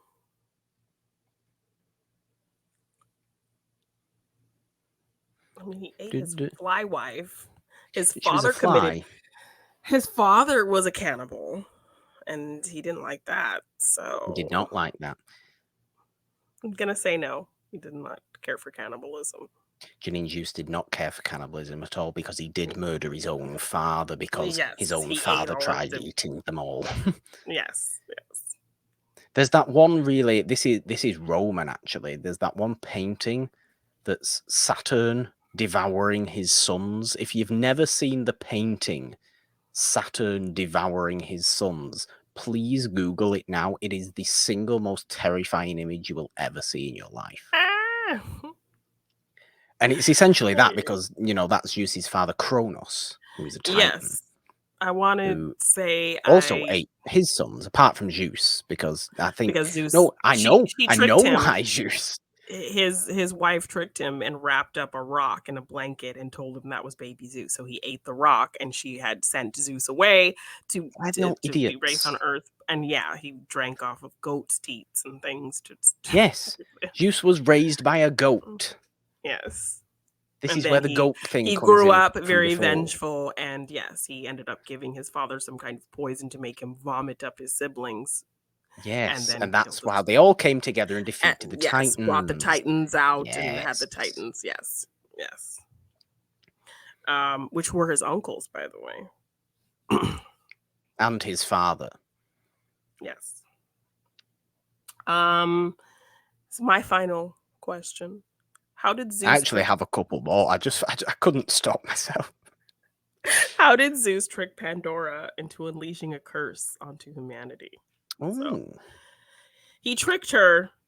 So now that's why we have terrible things and evil in the world, because of but he presumably transformed. I don't actually know why Pandora's box actually happened, but presumably he transformed himself into something, gave her this box and said, "You'll like what's in this box, Pandora. I hate people. Please open it so we can unleash hell on them." It was more of a trick, so it's a little bit of the opposite. Okay. He preyed on her affinity for curiosity and knowledge. So Hera bestowed her with this excitement for wanting to learn and be curious about things. So he took advantage of that just because, and gave her this box and said, "Don't open this box. Don't open this box ever. I don't want to open this box." And her curious ass was very intrigued, and he gave it to her knowing that she wouldn't be able to handle that responsibility because she was so curious. So he gave it to her purposefully. She opened the box and unleashed the evils of the world onto the world. So the world would have been a happy, perfect place if Zeus didn't just want to play this trick on Pandora. So that's Pandora's box story. Creating evil, creating winter, creating all these things that kill. Yes. Terrible, terrible Zeus. Yes. Jeannine, I do have two more actually. Okay. But I thought you might like this one because of what it results in. Okay. Zeus had sex with his own aunt for 9 days straight. Did Zeus really do that, Jeannine? He did. Yes, he did. Yes, he did. Do you know what the result of all this relations was? What was that? Zeus's aunt gave birth to the Muses. Oh, Jeannine. Yes, I do. I think I remember that from the Zeus lovers family tree that I watched. Yeah. Because after 9 days straight, non-stop action from Zeus, the Muses clearly became very musical. Yes. And this is where we get musicians from. Oh my gosh. Yes. 9 days of loving it 9 days straight. With his own auntie. Yes. And my last one I did want to bring up was Zeus got mad when Hera took his own mistress, who he'd transformed into a cow, in as a pet. Because he transformed her in... I didn't phrase that very well. Basically, this is just another stupid thing that Zeus did that I just want to laugh at him for. Wasn't this this was the cow, this is the cloud lady, Io, right? Yes, this is Io. He turned into a cow and he seduced Io, and then Hera was pissed, so she turned her into a cow. Yes. And then she ended up, I think what I read was that he ends up transporting her to Egypt, and then he turns her back into a woman again or something. I don't know about that. I just want to laugh at Zeus because I just like the fact that he wanted to keep this mistress secret from Hera, but he really, and then transformed her into a cow. But then she just took to this cow and just, come and live with us on Olympus. You're a really nice cow. And I just imagine Zeus just sitting there in a corner with Hera not knowing who the cow is. Just going, oh, for God's sake, she's here. I want her away. Why does she have to love this cow so much? Well, I had read that Hera turned her into a cow because she was jealous. So just another depiction of the changes that these stories can take. Perhaps. Ultimately, Zeus be weird. Yes. Zeus be very, very weird. If you take nothing else, from this week's episode of Monday Madness, take that information away, please. Yes, but Jeannine, I think there we go for this episode. Don't you think that as well? Yes, most definitely. It was fun revisiting some history that I just had so much fun with as a kid in these crazy stories. So yeah, and a little bit of a different style of episode in the main this week. but it's fun when we will do this on Monday Madness, because we've had fun today talking all things mythology for the most part, and the fun things we were talking about before. Jeannine, though, it is not the only show you can find on the audio podcast feed, nor is this the only thing we have on the YouTube channel either, is it? It is not. On the YouTube channel, we also have some fun watch-alongs, some fun movie, TV discussions. So, of course, yesterday we had a fun talk about Thor, Love and Thunder, just in that zone of the gods. So, we have fun stuff happening on the channel all the time. So please like, share, and subscribe. Do all of the things. Check us out here on the It's a Wonderful Podcast YouTube channel for this show and some other fun things. We also have some other great podcasts on the podcast feed. Every Wednesday, we have Morgan Hasn't Seen, where I force Morgan to watch things he hasn't seen.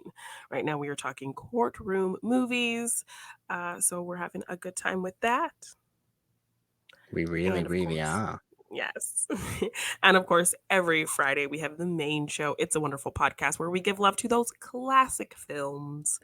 I switch off co-hosting duties every other week with our other great co-host, Nolan Dean, and Morgan is the constant host over there. So check out every Monday, Wednesday, Friday on the It's a Wonderful Podcast feed. Exactly. You can find us on the podcast feed on Anchor, Apple Podcasts, Spotify, Stitcher, Google Podcasts, Castbox, Amazon Music, and everywhere else you get your audio podcasts.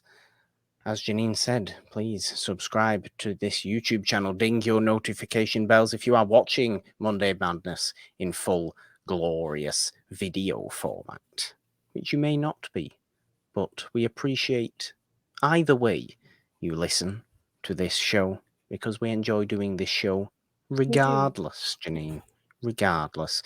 We also do have the It's a Wonderful Podcast Patreon if you would like to support us through there. A whole bunch of fun stuff we have on Patreon, or we also have a donation link in the description too if you would like to support us that way. They are there. We do not ask for them, but we put them there if people are interested and people are feeling particularly generous. Yes. You can find the show on Twitter at It's a Wonderful One. Find me on Twitter at The Purple Don with a 3 instead of the E in there. Because, Jeannine, 3 is the magic number. On Instagram at Just The Purple Don. All your godly stuff is where? You can find me at Janine_Bean_ on Twitter, Janine Debean on Instagram and TikTok. If you want to get any merch for any of our shows, you can find that at our Teespring shop. It's a Wonderful Podcast on Teespring. We have all our fun logos for all of our shows there. I also added some fun Stranger Things designs, so check those out all at our Teespring shop. And I'm an artist, so if you want to purchase any of my art in print form, you can find that at my Big Cartel shop, g9design.bigcartel.com. There we go, Jeannine. I think there's only one thing left to do, and I would like you to do it in an impression of Zeus, please. Can I do Zeus's ridiculous accent from Thor, Love and Thunder? You can definitely do Russell Crowe's Zeus accent, yes. 3, 2, 1. That's very accurate. Bye. Bye.